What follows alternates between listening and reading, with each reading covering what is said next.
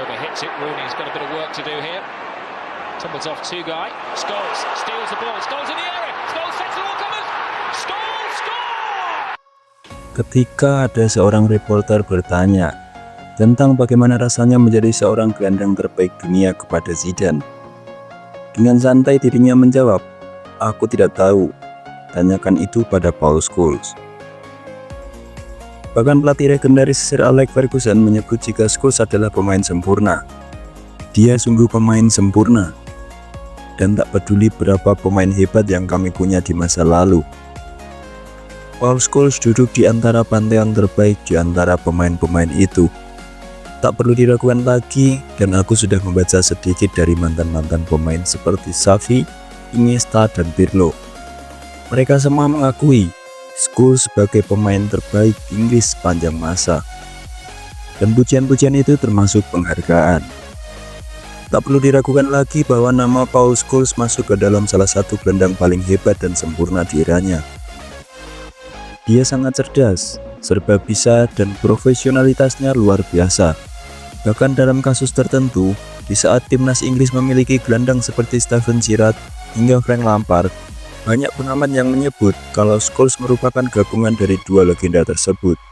Scholes berada selangkah lebih maju dari Lampard maupun Gerrard, dan dengan segala keterbatasan yang ada, dia berhasil membuktikan kepada dunia bahwa kekurangan bisa dengan mudah ditutupi oleh kelebihan. Paul Scholes lahir di Salford, Inggris pada tanggal 16 November 1974. Setelah keluarganya memutuskan pindah ke sebuah rumah di kawasan Langley Middleton, Manchester, Scholes mulai bermain bola ketika masuk ke sekolah RC St Mary. Di sana Scholes tumbuh menjadi remaja yang mencintai sepak bola. Pada usia 14 tahun, ia mulai berlatih dengan Manchester United yang telah menjadi impiannya sejak kecil. Ia saat itu bergabung dengan Setan Merah sebagai training tahun 1991 saat masih menempuh pendidikan di Cardinal Langley Roman Catholic High School.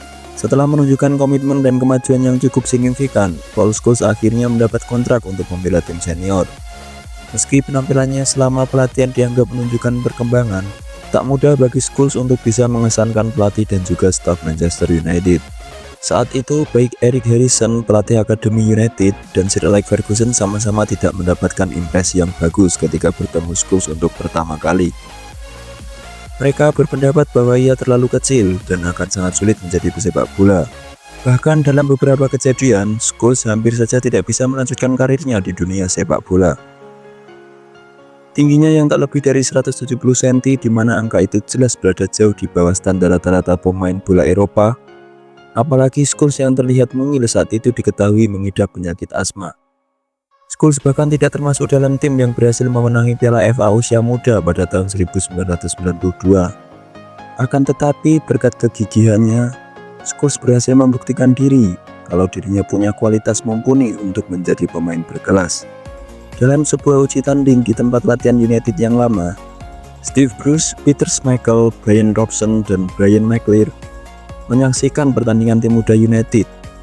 Para pemain itu memang senang menyaksikan para pemain Akademi United dan biasanya memberikan saran kepada tim pelatih terkait pemain muda mana yang layak naik ke tim utama. Brian Robson kemudian bertanya kepada Sir Alex saat itu, siapa yang akan dipertahankan dan siapa yang akan dilepas sang manajer. Lantas Sir Alex menjawab, kami akan membawa David Beckham, Nicky Butt, dan Gary Neville, serta beberapa pemain lainnya. Tetapi kami tidak begitu yakin dengan yang kecil berambut merah di posisi gelandang. Namun ajaib, hanya beberapa saat kemudian, Scholes muda yang ikut bertanding langsung mendapatkan bola tepat di depan kotak penalti. Ia kemudian melakukan gerak tipu, mengiring bola melewati pemain bertahan lawan. Saat kemudian ia melakukan sedikit gerakan lagi, beberapa pemain lawan terkecoh dan hanya menyisakan kiper sebagai pertahanan terakhir. Tanpa basa-basi, Scholes kemudian mencongkel bola dan menyerangkannya ke gawang lawan. Tepat setelah momen itu terjadi, Brian Robson berbalik dan berbicara kepada Fergie. Apakah kamu yakin apa yang kamu bicarakan tadi? Scholes mungkin tidak langsung melakukan ledakan hebat seperti yang dilakukan David Beckham atau Ryan Giggs ketika pertama kali muncul. Kemampuan hebatnya datang secara natural dan sederhana. Namun cara inilah yang mungkin membuatnya meraih kejayaan yang mungkin tidak pernah ia bayangkan sebelumnya. Setelah pada akhirnya resmi diangkut Sir Alex Ferguson ke tim utama, Debutnya terjadi pada 21 September 1994, atau ketika Scholes mencetak 2 gol di laga Manchester United meraih kemenangan dengan skor 3-2 atas Port Vale di Piala Liga. Uniknya saat itu ia diplot sebagai pengganti Eric Cantona yang sedang menjalani masa hukuman. Di musim debutnya, Scholes seringkali ditempatkan sebagai penyerang kedua. Ia merasa tidak keberatan dan malah bersyukur karena mendapatkan banyak sekali pelajaran untuk menunjang evolusi taktisnya.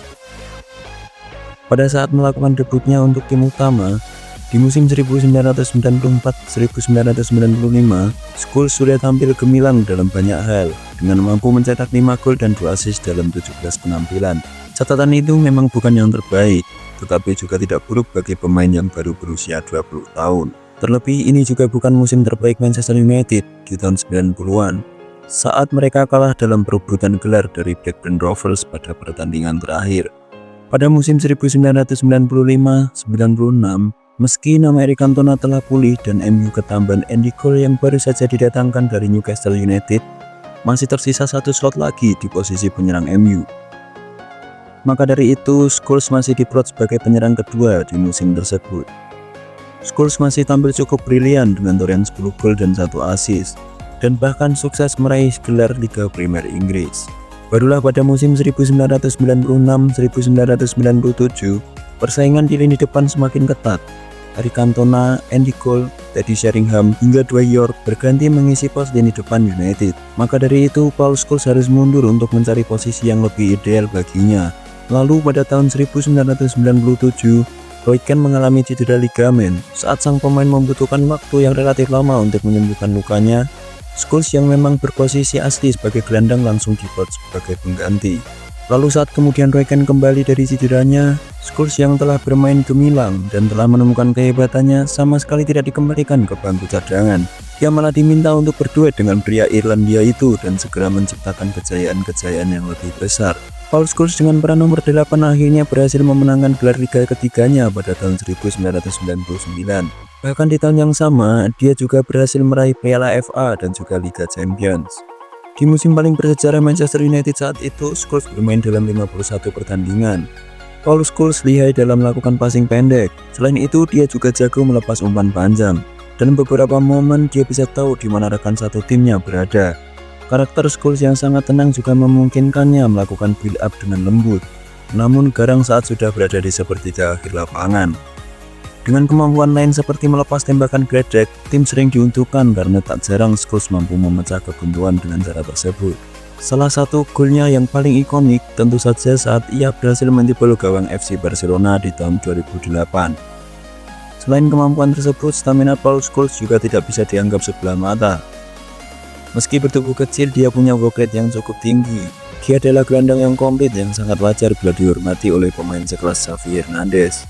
Sebagai seorang gelandang yang komplit, Scholes punya positioning yang bagus di lapangan, baik saat mau menerima bola atau saat akan melepas umpan. Dengan stamina yang juga prima itu tadi, Scholes mampu bekerja dengan sangat optimal. Saat membantu pertahanan, dia juga dapat melakukan cover area ketika zona yang seharusnya diisi rekan timnya tengah kosong. Scholes adalah pangeran lapangan tengah yang sesungguhnya. Ketika David Beckham untuk pertama kalinya berlatih dengan pemain Real Madrid, pertanyaan pertama yang diajukan rekan barunya bukan bagaimana rasanya pindah ke Spanyol, bukan pula akan tinggal di daerah mana di Madrid. Akan tetapi, banyak dari rekan timnya di Madrid yang bertanya, bagaimana rasanya bermain dalam satu tim bersama dengan Paul Scholes. Lagi-lagi harus diakui walaupun pemain sepak bola sering meremehkan pemain ini, tapi di dalam khasana para juara sepak bola di Eropa, namanya memang dijunjung tinggi. Bahkan sang maestro lini tengah Eropa, Zinedine Zidane, menyebutnya sebagai pemain tengah terbaik untuk generasinya. Dalam sebuah wawancara, Zidane mengaku menyesal tidak pernah berkesempatan bermain dengan Paul Scholes. Walau klub besar Eropa tertarik dengan Paul Scholes, dia tidak pernah ingin bermain untuk klub lain selain Manchester United.